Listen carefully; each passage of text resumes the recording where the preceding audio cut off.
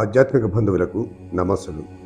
ప్రతి ఆది మరియు బుధవారం మనం మననం చేసుకునే శ్రీమద్ భగవద్గీత సందేశం ధ్యాన యోగం నుంచి ఈరోజు 9-10 శ్లోకాల యొక్క భావాన్ని మనం తెలుసుకుందాం. 9వ శ్లోకం, సమబుద్ధితో అందరినీ ఒకే దృష్టితో చూడడం అన్న విషయం గీతలో గొప్పగా పొగడబడింది. 5వ అధ్యాయంలో కూడా సమత్వ బుద్ధి గురించి తెలుపబడింది.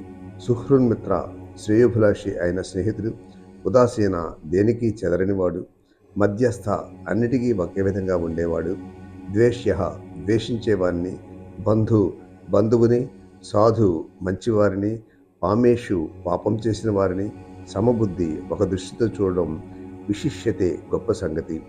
యోగంలో కొంత దూరం వెళ్ళాక కానీ ఈ ప్రవర్తన రాదు. ఆధ్యాత్మిక జీవితంలో తనతో ఎదుటి వ్యక్తి ఏ విధంగా ప్రవర్తించినా మనోవికారం సంభవించదు.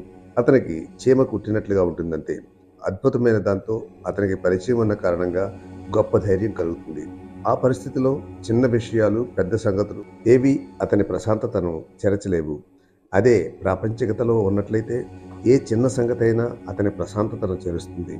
ఆధ్యాత్మిక జీవితంలో ఒక అడుగు ముందుకు వేసినా ఇతర విషయాలన్నీ గడిచిపోయిన మైలురాళ్ళలా ఉంటాయి తప్ప నీ ప్రశాంతతను భంగపరచవు. అన్నీ చెప్పాక, ఈ విశిష్ట యోగిగా ఉండాలంటే యోగి యుంజీత సతతం, ఎల్లప్పుడూ సాధన చేస్తుండాలి. మనసుతో ఏ విధంగా ప్రవర్తించాలి, మనసును ఏ విధంగా తీర్చిదిద్దాలి, ఏ విధంగా ఏకాగ్రతగా ఉండాలి. యోగిగా ఉండటమే మంచిది. ఎప్పుడు యోగం చేత చురుకుగా పనిచేస్తుంటాం. ఆత్మానం రహస్యస్థిత, మనసును ఒంటరిగా నిశ్శబ్దంగా ఉన్న ప్రదేశంలో పరిశీలించాలి. ఎప్పుడూ కోలాహలంగా ఉన్న ప్రదేశంలో మనసు చెదురుతుంటుంది. ఏకాకి, ఒక్కడివే, ఎవరూ లేకుండా ఇంద్రియ వ్యవస్థను దాటినంతనే ఎవరూ అక్కడ ఉండరు. పక్కన ఎవరైనా కూర్చున్నా వారితో ఏ సంబంధం ఉండదు. నీవు పూర్తిగా వేరే ప్రపంచంలో ఉంటావు. ధ్యానంలో కూర్చోగానే నీవు ఒంటరివాడైపోతావు. నీవు గుంపులో ఉన్నా కూడా ఒంటరివాడిగానే ఉంటావు. ధ్యానానికి గొప్ప లక్షణం ఒంటరితనం.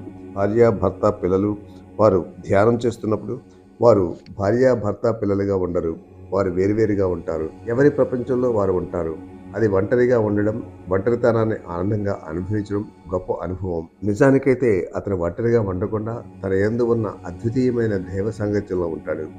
అక్కడ ఇతరులు ఉండరు. ఈ విధంగా ఉండాలంటే ఎంతో సాధన చేయాలి. ఈ సాధనా విధానాన్ని ఇక్కడ తెలపబోతుంది. ఓ మనసా, వేరెవరి ఇంటిలోకి పోక నీవు నీయందే ఉండు.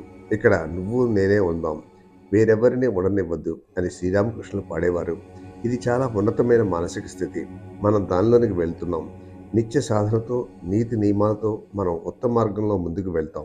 ఏకాకి యతచితాత్మ, ఒంటరిగా ఉంటూ శరీరానికి, మనసుకు శిక్షణ ఇచ్చుకుని, నిరాశి, ఏ విధమైన బాహ్య కోరిక లేక, అపరిగ్రహ, ఎవరి వద్ద నుంచి ఏ విధమైన బహుమతిని తీసుకోకుండా ఉండు.